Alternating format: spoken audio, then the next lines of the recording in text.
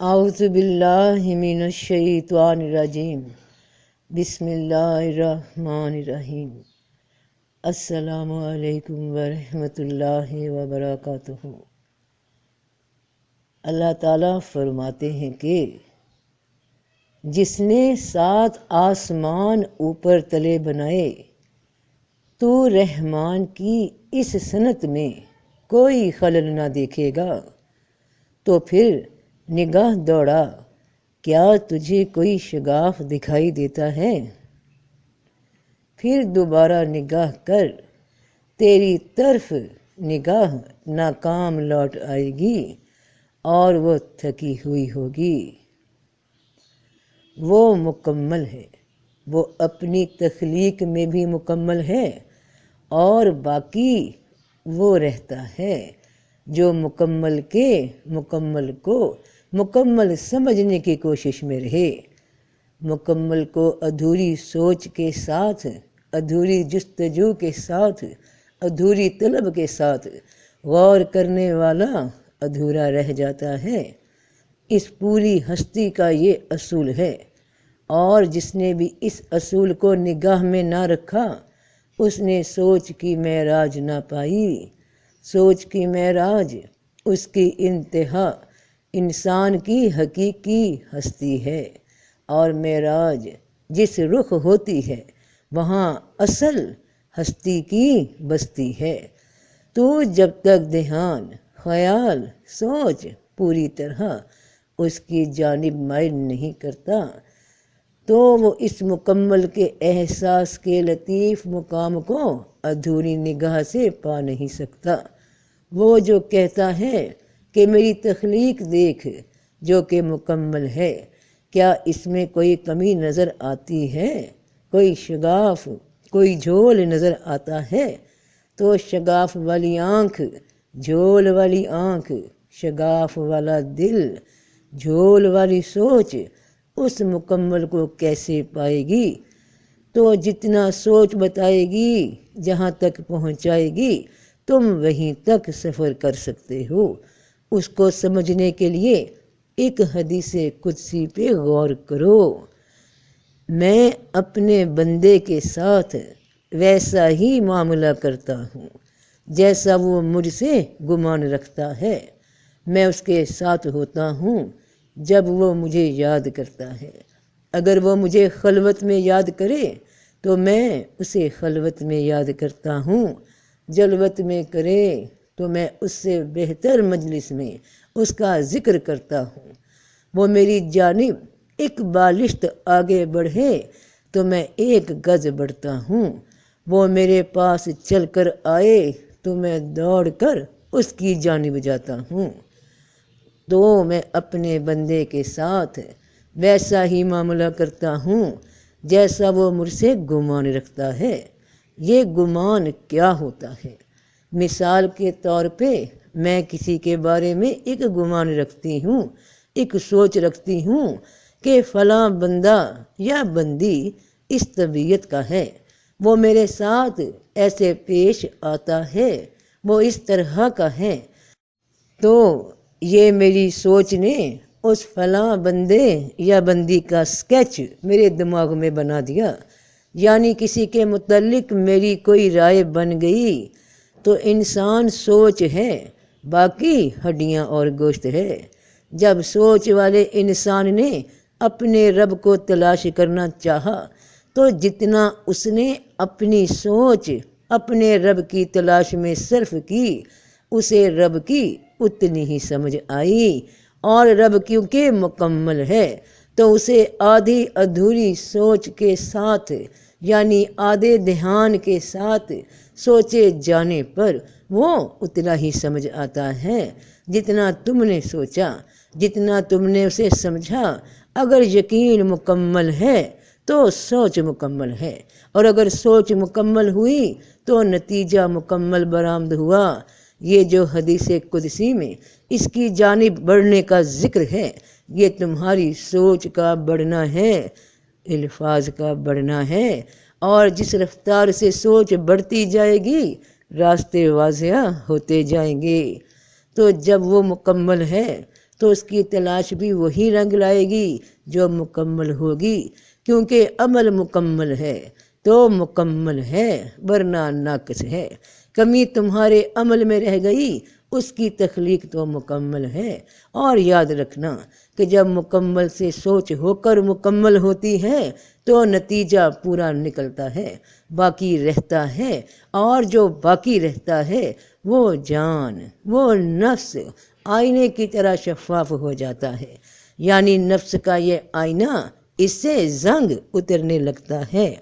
اس دنیا کی نعمتوں کا شکر کرو، ان سے فائدہ اٹھاؤ، مگر صرف اتنا یاد رکھنا کہ یہاں جو کچھ بھی ہے وہ سب عطا ہے پروردگار کی، تو اس کی دی ہوئی نعمتوں کو اس کے حکم کے مطابق استعمال کرو، نہ کہ اپنی خواہش کے مطابق۔ جھگڑا یہی تو ہے نفس اور روح کا۔ تو جو عطا کرتا ہے وہ جو مکمل ہے، وہ جس نے اپنی تخلیق کو مکمل بنایا وہی ہے جو مکمل چھایا ہوا ہے، مال کے کل ہے، اور نہ کوئی اس کی سلطنت میں شریک ہے۔ وہی اپنی سلطنت سنبھالے ہوئے ہے، ہر عمل اس کے حکم سے جاری ہے، وہ مکمل ہے۔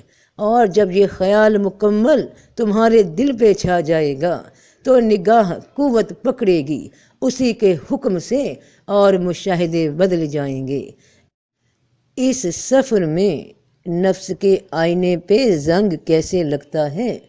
جب سوچ کا رخ غیر کی جانب ہو جائے، یعنی کسی اور کے دھن دولت کا لالچ دل میں جگہ پکڑ لے، جو تیرا ہے ہی نہیں اس کو اپنا سمجھ لے، اور بھول جائے کہ ہم تو اللہ کے ہیں اور ہم اسی کی طرف لوٹ کر جانے والے ہیں۔ کیا ہم بھی اس کی ان تخلیقات میں سے تخلیق کردہ ایک مخلوق نہیں؟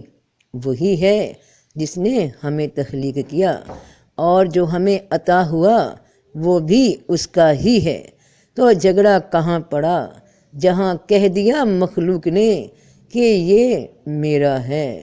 تو جب تیرا کچھ ہے ہی نہیں تو سوچ ناقص ہو گئی، ادھوری ہو گئی، کیونکہ جہاں لالچ کا خیال دل میں آ گیا، دل لامحدود سوچ سے تنگی کی سوچ میں آ گیا، اور تنگی کا کام مکمل کے ساتھ نبھ نہیں سکتا۔ انسان کے قلب کو ہی تو وہ اختیار پہنچایا گیا کہ واحد وہی ایک ایسا مقام ہے انسان کی ہستی میں جو واحد کو، لامحدود کے لطیف احساس کو محدود دائرے سے نکل کر محسوس کرنے کی قوت رکھتا ہے، اور یہ قوت بھی اسی مکمل ہستی کی عطا ہے۔ تو تنگ نظر کبھی مکمل کے کمال کے راہ کی رسائی پا نہیں سکتا، ناقص کا خیال کبھی مکمل ہو نہیں سکتا، اور کامل کا خیال تو کامل ہی ہے۔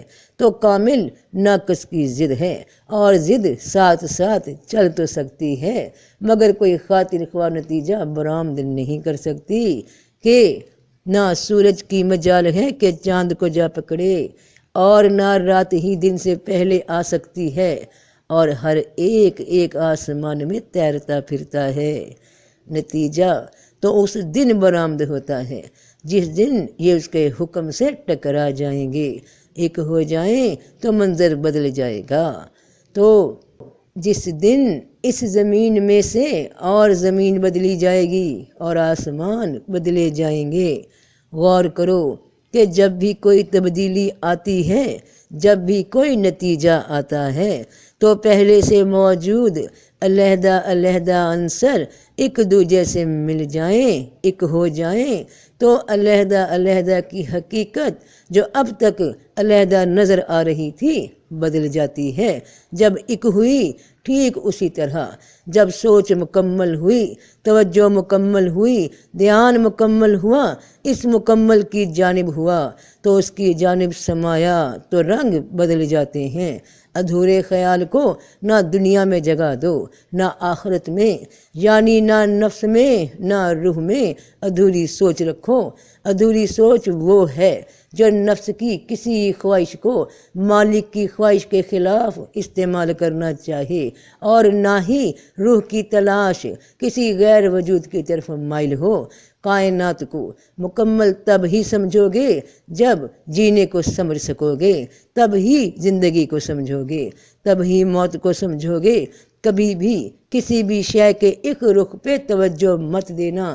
رب نے جب ہر شے جوڑے میں بنائی تو تم جب صرف دنیا پہ توجہ دو گے اور اس کا جوڑا یعنی آخرت پہ توجہ نہ ہوگی تو عقل ناقص ہوئی۔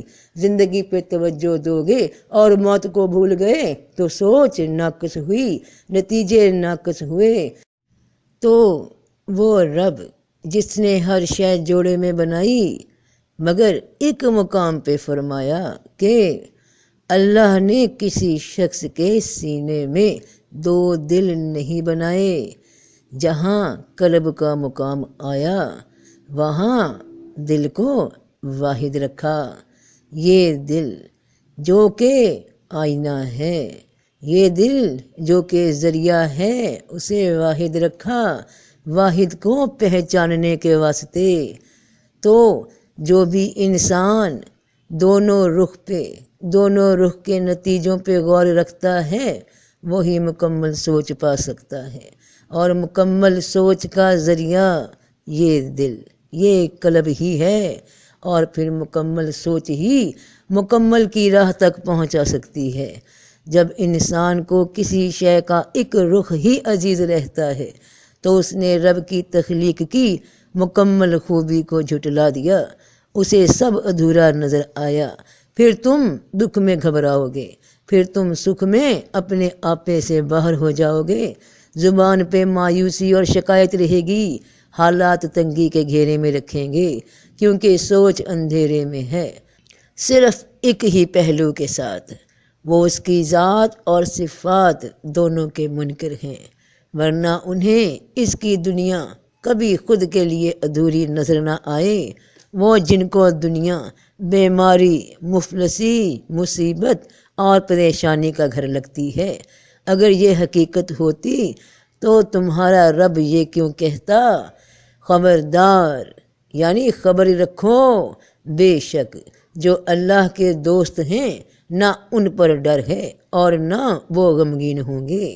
انہیں اللہ کی دنیا مکمل دکھتی ہے، کوئی کمی نہیں دکھتی۔ تو اس بات کی خبر رکھو کہ اللہ کے دوست، اس کے ولی غمگین نہیں ہوتے، وہ گھبراتے نہیں دکھوں اور تکلیفوں میں، بلکہ وہ اسے اس جوڑے کا ہی حصہ سمجھتے ہیں، ایک ہی شے سمجھتے ہیں جو کہ مل جائے۔ تو اپنے رب کے کارخانے میں وہ اپنے رب کی تخلیق کو مکمل دیکھتے ہیں، دونوں جانب سے ایک دیکھتے ہیں، ان کی سوچ پھر ادھوری نہیں رہتی، ناقص نہیں ہوتی۔ جس دن تم اسے مکمل سمجھو گے، اپنی مکمل سوچ کے ساتھ، مکمل دھیان کے ساتھ اس کی کائنات کو مکمل سمجھو گے، تو جس دن اپنے ہونے کے وجود کو مکمل سمجھو گے، زندگی اور موت کے جوڑے کے ساتھ زندگی بھی جیو گے اور موت کی تیاری بھی کرو گے، تو تمہاری نگاہ پہ کائنات تمہیں مکمل دکھنے لگے گی، دنیا تمہیں کسی اور طرح نظر آنے لگے گی، نفسانیت، لالچ، خود غرضی سب دور ہو جائے گا، آئینہ اتنا شفاف ہو جائے گا کہ بات ہی بدل جائے گی۔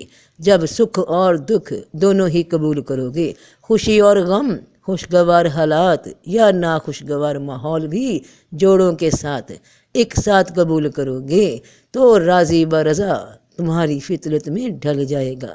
یہی تسلیم کا راستہ ہے، تو راضی برضا میں فطرت ڈھل جائے گی، یہی تسلیم کا راستہ ہے، اور جو اس راستے پہ آ گیا وہ مکمل کی سیدھی راہ کی جانب چل پڑا، اور وہی ہے جو حق پرست ہوا، حقیقت پرست ہوا، کیونکہ حقیقت مکمل ہے تو اسے ایک رخ سے دیکھنے والا اسے ناقص سوچ کے ساتھ پا نہیں سکتا۔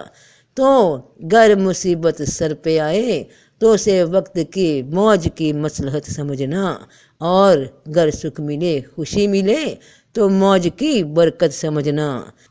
تو موج وہ مکمل حقیقت ہے جو دہر کے ساتھ جاری ہے، تو سب کا بھلا سب کی خیر۔ جیتے رہو بہن بھائیوں بیٹے بیٹیوں، فی امان اللہ۔